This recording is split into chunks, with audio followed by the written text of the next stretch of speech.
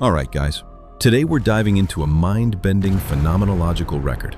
The idea that the blind fluctuations at the absolute smallest level of matter mean our entire universe is literally just one massive dream. We're exploring the absolute peak of existential nihilism, right where quantum uncertainty collides head-on with modern rationalism. Just picture this for a second. An endless sea of rolling red sand, deep in the absolute harshest abyss of the Rub al-Khali Desert. Buried out there is a legendary multi-dimensional ruin that literally doesn't show up on any modern satellite map. Irem, the city of pillars, is just lying there, dormant. And spoiler alert, this place was not built by humans. We're talking about a pre-human era. It was built by some unknown ancient intelligence that got closer to the absolute truths of geometry and math than we ever could. It was a cosmic-scale observatory. Enter Abdul al-Hazred, a scholar who would later be known for his bizarre, otherworldly insights. He walks into this abandoned sanctuary and comes face to face with a truth carrying some insane philosophical weight. Right at the center of Irem, on top of this massive, spiraling spire, was an out-of-place artifact. An astronomical observatory that completely defies modern logic. Inside this massive armillary sphere, cast from hundreds of tons of melted bronze, sat a deep pool of liquid mercury, supposedly designed to filter out even the faintest cosmic radiation. And suspended right above it were these giant obsidian lenses, polished perfectly to be harder than diamond, stacked up in absolutely perfect mathematical alignment.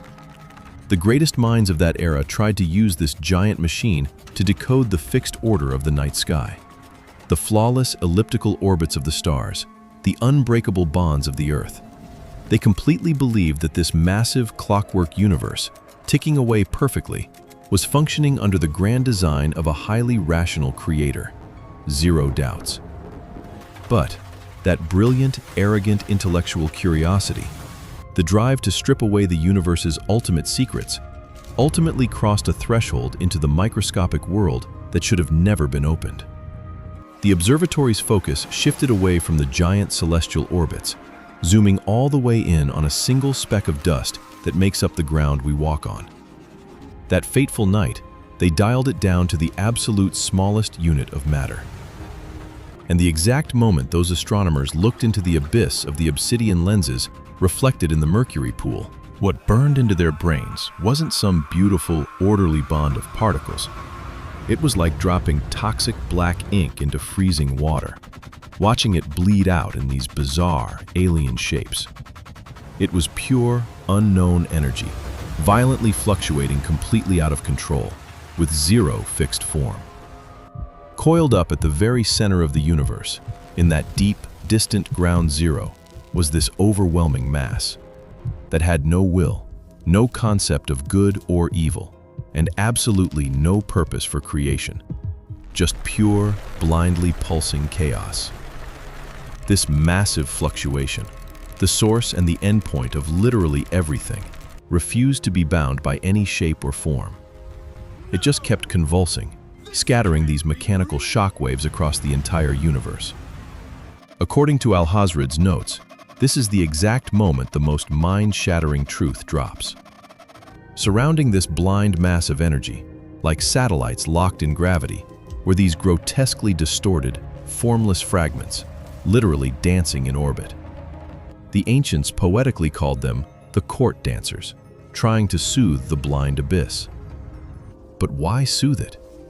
Why did this chaotic wave have to be kept calm? When the blind chief astronomer finally realized the truth, the heavy declaration that ripped out of his mouth absolutely crushed the silent spire of Irem. Pull the focus back! Shut the observation lenses right now! What we were looking for isn't the creator. That blind abyss, it's just the shallow dream of that massive chaos. That's literally us. The second that turbulent wave wakes up from its sleep, this entire universe we built will lose its form and vaporize with a single breath. But realizations always come a second too late, don't they?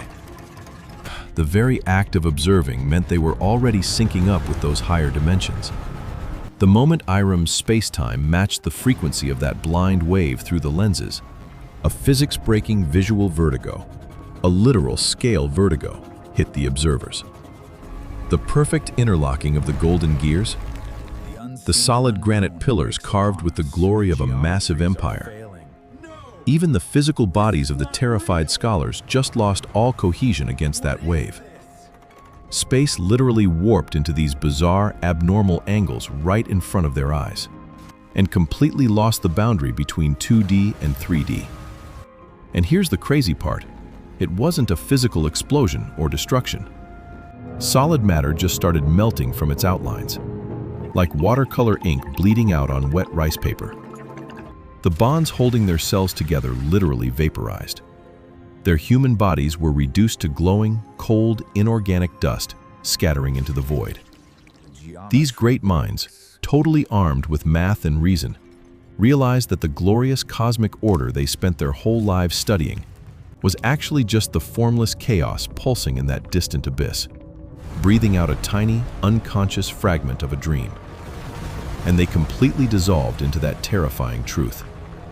Everything humanity built, our philosophy, our science, our narratives and values, collapsed into absolute nothingness inside this cognitive breakdown, right as the marble floors melted like ink. With all visual forms wiped out, only pure void remained in the ruined spire. And now, this bizarre, blind fluctuation went beyond just warping space. It started modulating into this eerie, formless sound, flowing through the very baseline of the universe. An endless note played by no one, a monotonous sound wave that sounded like some unknown alien wind instrument, an irresistible rhythm that slowly and completely subconsciously forces every living creature's heartbeat to sync up with it. That unstoppable beat was echoing out, riding the night winds of the desert. Drawn to this faint cosmic flute sound echoing from the abyss, human history was now quietly pivoting toward a transition into the next chapter that literally no one could predict. Now, this epic and overwhelming phenomenological record, when you look at it through the lens of modern theology and philosophical nihilism, is the absolute death sentence for modern rationalism and our human-centric worldview. The realization that the source of everything isn't the grand design of some highly rational creator, but just a purposeless, blind wave, a literal dream, completely strips away any necessity for human existence. If the foundation of the universe is just existential nothingness and formless chaos, then the brilliant tech civilizations and ethical value systems we've built today are just a flimsy illusion that could vaporize with one massive, blind convulsion. That is the heavy, chilling warning this classical myth is throwing at us. But all right, hold up a second. If we drag this overwhelming, suffocating event into the realm of modern physics, especially quantum mechanics, I honestly just have to laugh. You're telling me they stacked up a few obsidian lenses, used a mercury mirror, and observed Planck-length quantum fluctuations with their bare eyes? Forget Heisenberg's uncertainty principle for a second.